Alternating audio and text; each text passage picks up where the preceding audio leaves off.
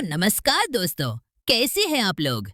आप लोगों ने सर्वाइवल स्टोरीज तो सुनी होंगी, किसी जंग से बचकर निकलने वाली या किसी समुद्र में से सर्वाइवल की। लेकिन हम आज जो सर्वाइवल स्टोरी सुनने वाले हैं वो अपने आप में बहुत स्पेशल है, क्योंकि ये कहानी किसी इंसान की नहीं है बल्कि एक बिल्ली की है, यानी कि मेरी।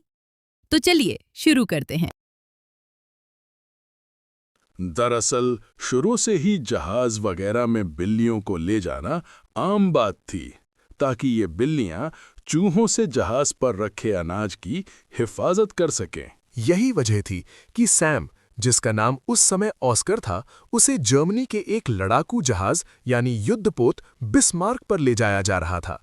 तभी वहां ब्रिटिश लड़ाकू विमान आ गए और उन्होंने बमबारी करके उस जहाज को डुबो दिया। पूरे शिप पर अफरा तफरी मच गई। लोग इधर उधर भागने लगे।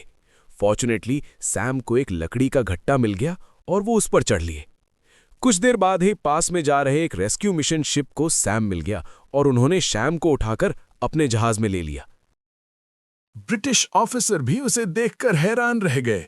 वहीं से सैम को उसका नाम मिल गया, अनसिंकेबल सैम। लेकिन रुकिए, ये कहानी अभी समाप्त नहीं होती। उसी के 6 महीने बाद अक्टूबर 1942 में एक ब्रिटिश शिप रवाना होती है और उसमें होता है वही काला और सफेद बिल्ला सैम, जो अपने एक और मिशन पे था। लेकिन कुछ ही देर में एक तूफान आ जाता है।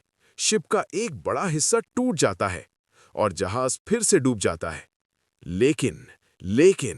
लेकिन सैम द अनसिंकेबल को फिर एक लकड़ी का टुकड़ा मिल जाता है और वो फिर बच जाता है। काफी देर तक सैम की लकड़ी पानी में तैरती रहती है मदद की तलाश में, और फिर कुछ देर बाद उसे फिर एक रेस्क्यू मिशन की टीम ढूंढ लेती है और वो फिर इन सब से बाहर निकल जाता है। सब हैरान रह गए थे।